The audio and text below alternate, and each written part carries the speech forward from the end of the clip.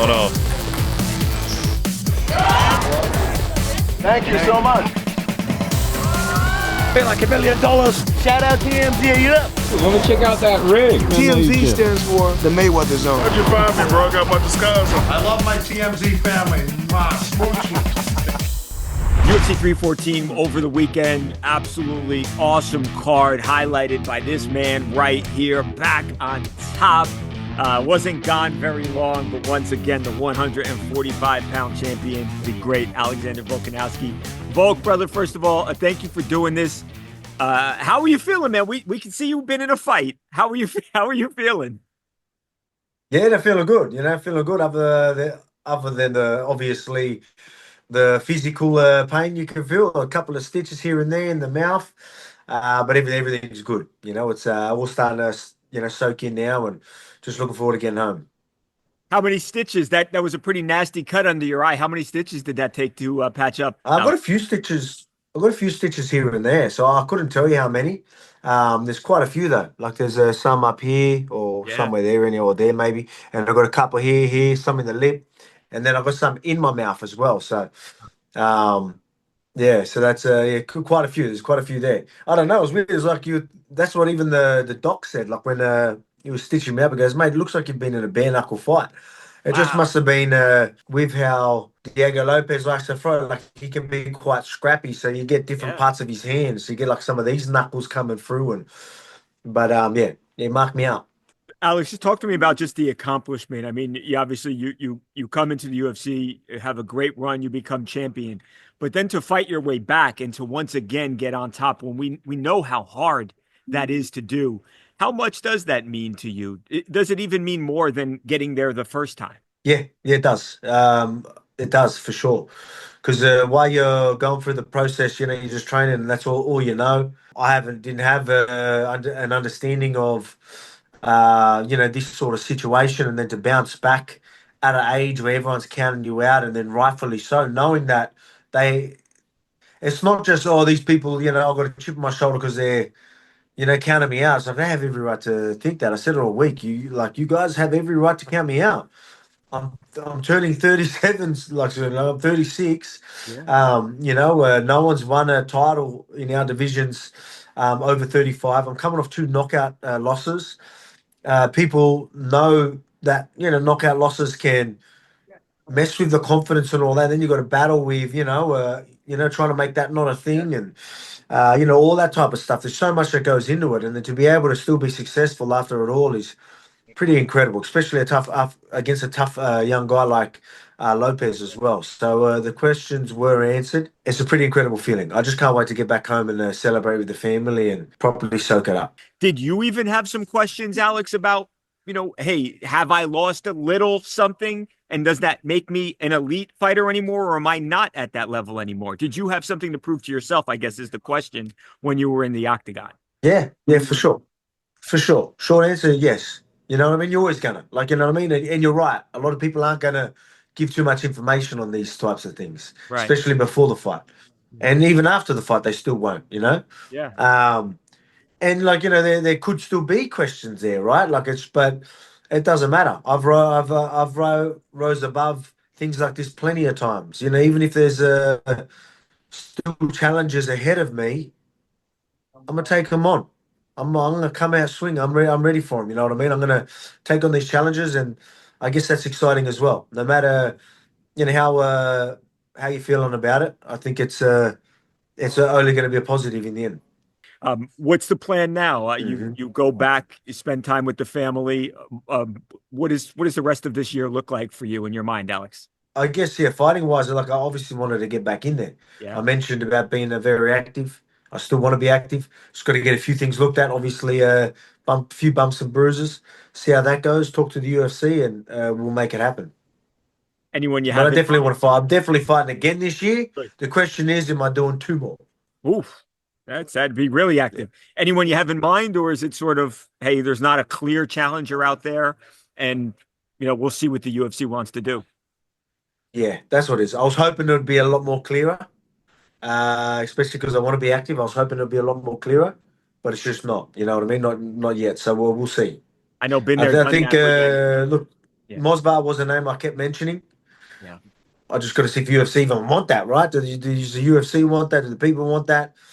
I'm sure Mosvar wants it. I was going to say, does Mosvar want it? I'm sure he wants it, but I just got to see what will make sense, right? But again, I'm going to be active enough where I can make sure whoever wants it, they probably both can get it done this year.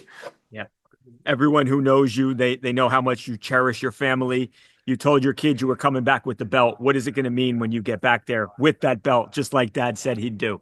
Yeah, well, I mean, I guess it's cool little present, something a little more, superficial, something that they can be like, oh, wow. But as I said, post-fight, it's so much more than that. It's not really about actually having a belt and look, being a world champion.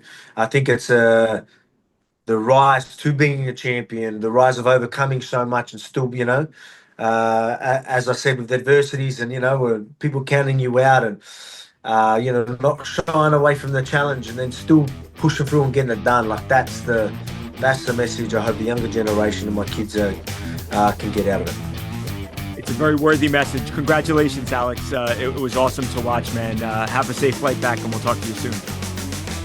No worries. Thank you. I appreciate it. JD Vance steals the show as the national champion Ohio State Buckeyes visit the White House. The hilarious video of the VP fumbling the championship trophy is coming your way next on TMZ Sports.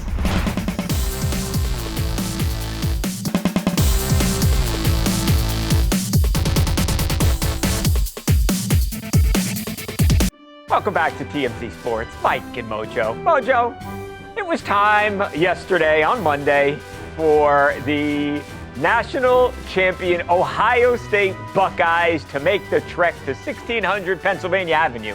You know, Mojo, how the major championship teams in college and professional athletics, they go to the White House and they have their day with the president and they can celebrate an absolutely fantastic achievement. Of course, the Buckeyes beat the Notre Dame Fighting Irish a couple of months ago, and they are the national champions. Well, Mojo, the story of the day, it wasn't Ryan Day or President Trump. No, it had nothing to do with either of those guys. Vice President J.D. Vance, he stole the show, Mojo, but for all of the wrong reasons. So, Mojo, watch this over here to the left. So you see as Trump was getting ready with the players to take this big group photo, J.D. Vance goes to pick up the new national championship trophy, the college football playoff trophy. Well, Mojo, J.D. Vance clearly did not know that this giant trophy that, by the way, weighs 65 pounds combined total, Mojo, was actually two different pieces. There's the top piece and then there's the base. Well, he didn't know that.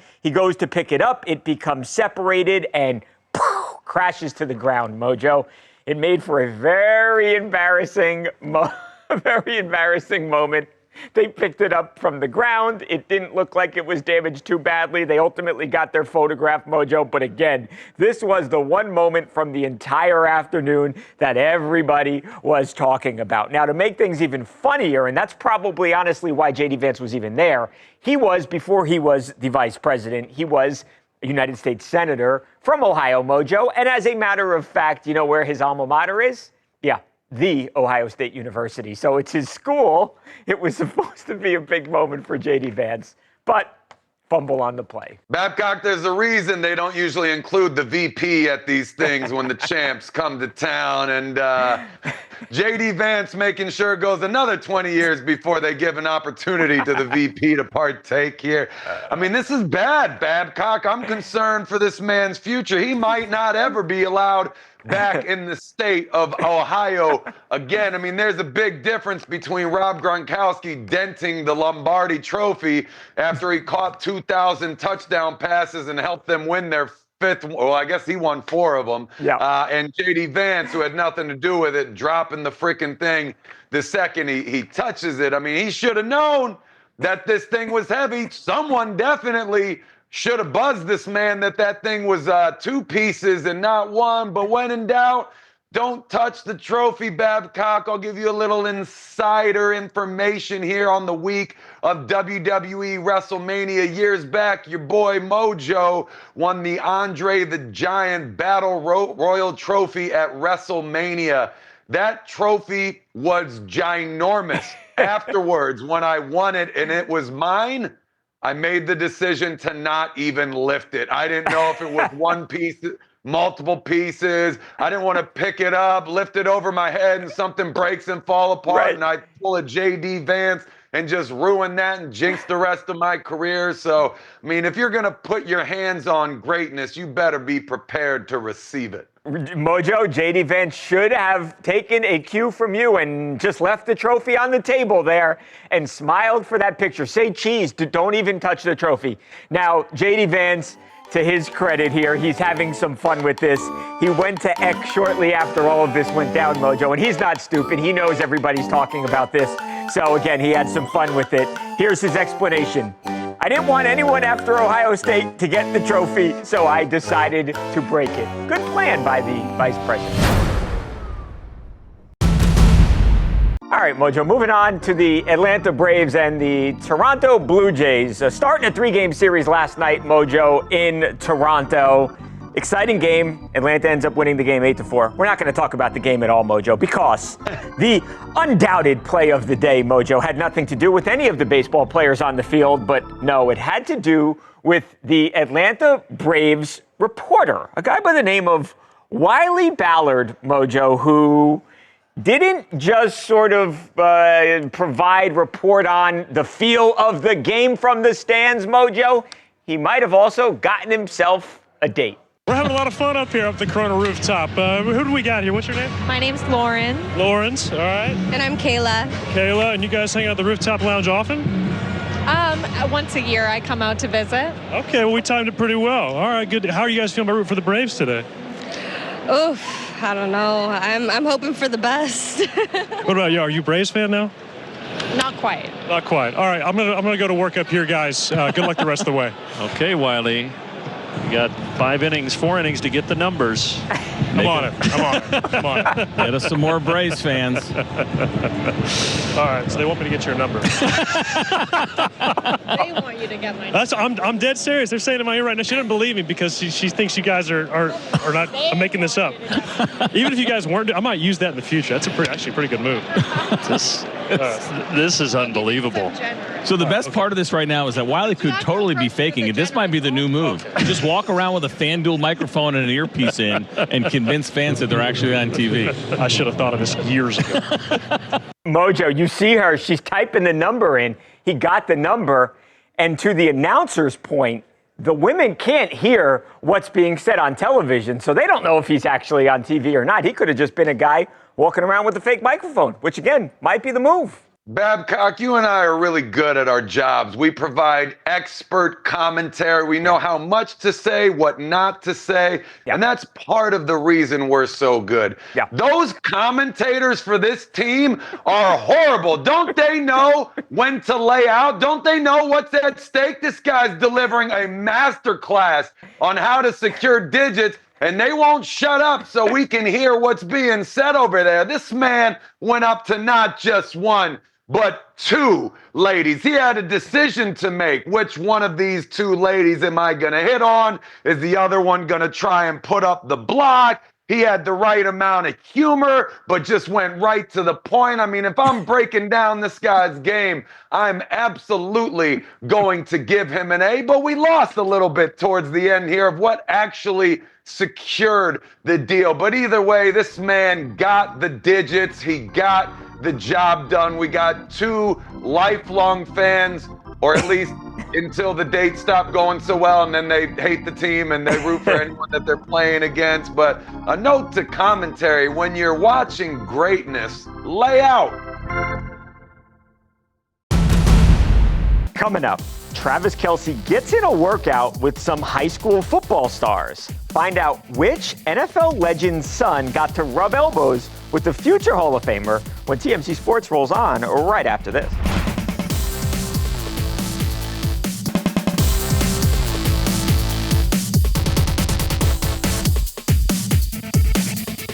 Welcome back to TMZ Sports. Mike and Mojo. Mojo, last year, Travis Kelce got off to a slow start with the Kansas City Chiefs. In fact, a lot of people said that Travis just looked flat out bad out on the football field, that his body didn't look good, that he looked soft, that he looked overweight.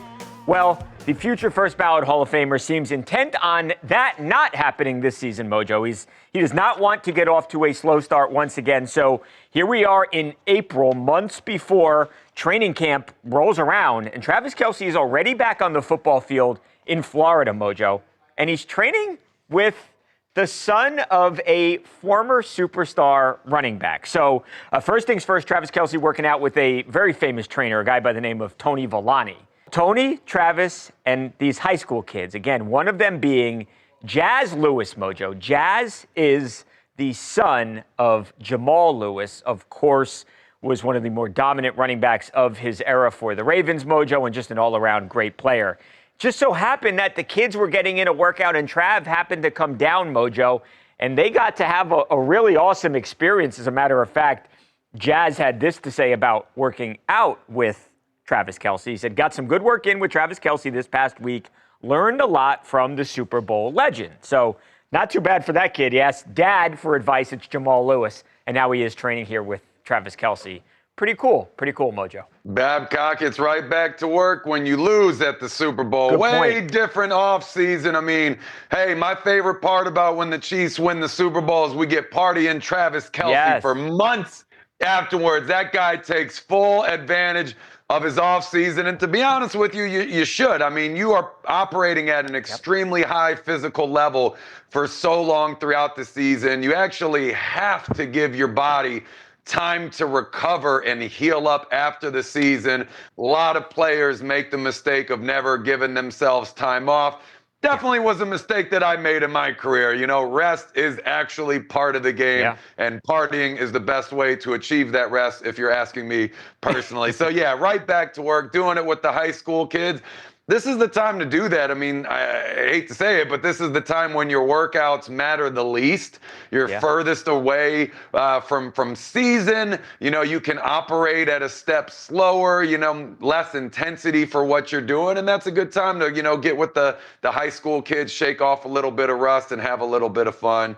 Obviously inspiring the next generation of talent, the next generation of talent who have an even bigger chance of success when your dad is a legend in the NFL. I mean, again, as someone who went to college at the University of Maryland, Jamal Lewis, one of my favorite ball carriers of all time. This dude was a beast. And as a guy who played physical football, this dude played physical football. He pounded the rock. We loved Jamal Lewis back home. Also loved the fact that his kid's name is Jazz. That's just a name that's destined for success, whether it's in football or pro wrestling or somewhere else.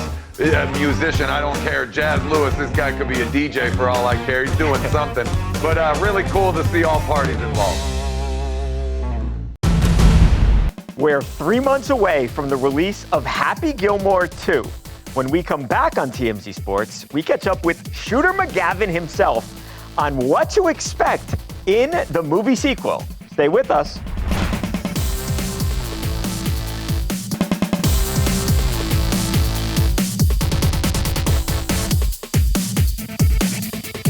Welcome back to TMZ Sports. Mike and Mojo. Mojo, we are just a couple of months away from one of the more anticipated comedy movies in years, maybe a decade plus, Mojo.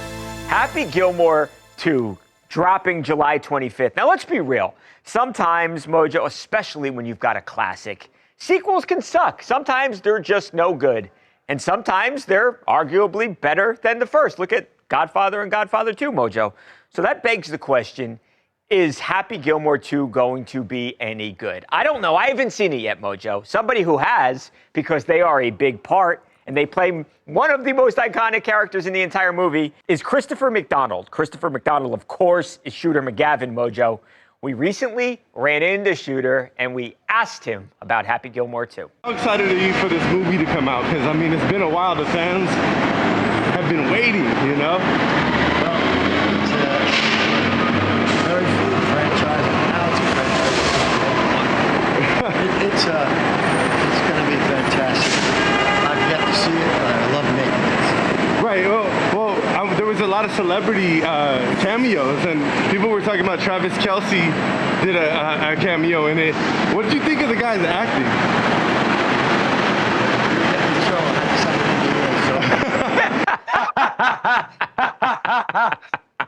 Can't say anything about the plot, Mojo. I was about to say, what a boring Shooter McGavin interview. You didn't insult anybody, and then there it is, my guy not letting me down. He is the part of this movie that I am most excited about. He was hilarious in the first one. His Twitter is one of my favorite Twitter accounts online. I mean, this dude cracks me up at every single turn. I'm not going to lie to you, Babcock. I am very concerned about this movie. When you remake one of these years down the line, they usually suck. I'll take it even a step further. Adam Sandler's comedies recently, not very good, in my opinion. Some of his dramas have been fantastic. It's almost better as a serious actor now, and the funny stuff hasn't been Uncut so Gems, funny. I thought was tremendous, Mojo. Uncut Gems. Shout out Mike Francesa with the cameo. He's got a few of them, man. But yeah, I am a little bit concerned. So I got a lot riding on Shooter McGavin's shoulders, but time will tell. Either way, just a fantastic interview. My guy not letting me down. Yeah, he is hilarious, Mojo. I don't know if it's going to be good or not. I take a Shooter at his word. We do know this is going to be super popular, Mojo. It's not going to be in the theater. It's a Netflix movie. But I think this thing will ultimately be one of the most streamed movies that Netflix has ever made, if not the most streamed ever. Just, again, a couple of months until that drops. We're out of time, Mojo. We have, speaking of great things, Mojo, we've got a great show. You don't even have to wait until July 25th. That's coming to you tomorrow, Mojo. It's going to be great. That's right, Babcock. It'll be the best show since today. I'm a lawyer.